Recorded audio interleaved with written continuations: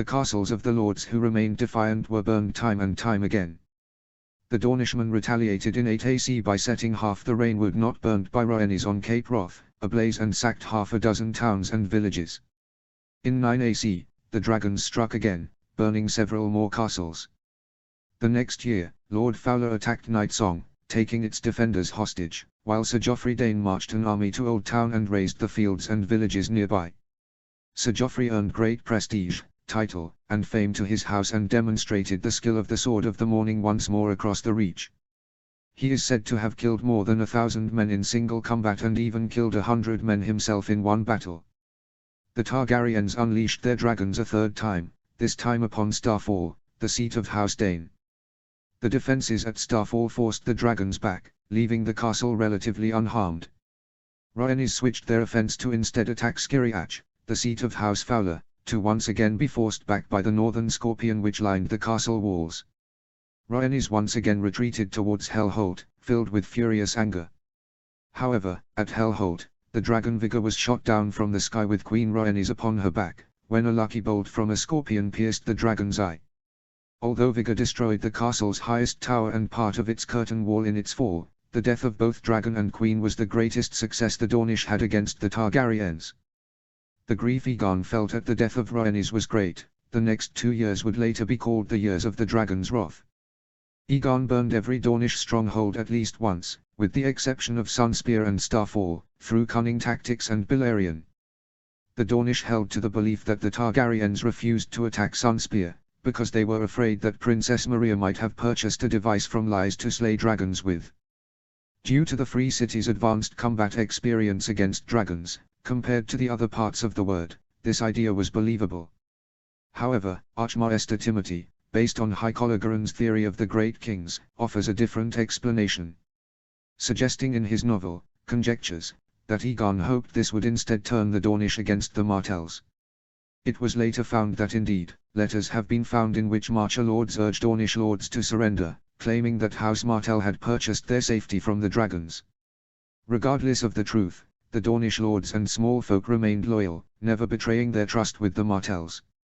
When Aegon realized his tactics were not working, he decided to place bounties on the heads of Dornish lords, who in turn, placed bounties on the Targaryens and their allies, excluding Visenya. Half a dozen Dornish lords were successfully assassinated, but only 2 of the assassins ever lived to collect their bounties. King Aegon was attacked on 10 different occasions. One day, Aegon was walking the streets near Aegon Fort, when a half a dozen assassins attacked him. His skill with a sword was the only reason why he was alive, although badly wounded. This attack led to the creation of the elite royal bodyguard known as the Kingsguard in 10 AC. This was after Ois cut Aegon's cheek with his knife with only his left hand before his pathetic guards could even draw their blade, let alone stop him. Aegon modelled the Kingsguard oaths after the Winter Guards and the Night's Watch oaths. They were to stand guard at the bottom of the Iron Throne and at least 2 members were to follow the king at all times. Although Dorne was a blasted, burning ruin from the Red Mountains to the mouth of the Green Blood, the Dornish continued to fight. As Princess Meria said, they were unburnt, unbowed and unbroken. The First Dornish War ended on 13 AC, after the death of Princess Meria Martell. He sent his daughter Dirya to King's Landing with an escort as a peace envoy. She brought with her the skull of Rhoenys dragon Meraxes and a letter from Prince Nimor. The sight of the dragon's skull angered many at the royal court, such as Lord Ois Baratheon, but Aegon refused to act against the delegation. Instead, Dirya was allowed to deliver her father's terms. Prince Nimor wanted peace, but would not submit to the Iron Throne. Aegon was determined to refuse this offer, until Dirya handed him her father's letter. Atop the Iron Throne, Aegon read the message. When he was done, he burned the letter, after which he left for Dragonstone upon Balrion's back. He returned the next morning, agreed to the peace terms of Prince Nimor and signed a treaty.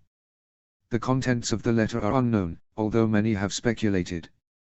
Scholar Demon believes it said that Rhoenys survived her fall at Hellholt, but was being kept captive in extreme torment and the Dornish promised to end her suffering should Aegon agree to end the war. Maester Harwin offers a different perspective and suspects the letter stated that Nimor was willing to spend all of Dorne's gold to hire the faceless men of Braavos to assassinate Aegon's young son and heir, Innis, if Aegon did not sign the peace. Whatever had been in the letter,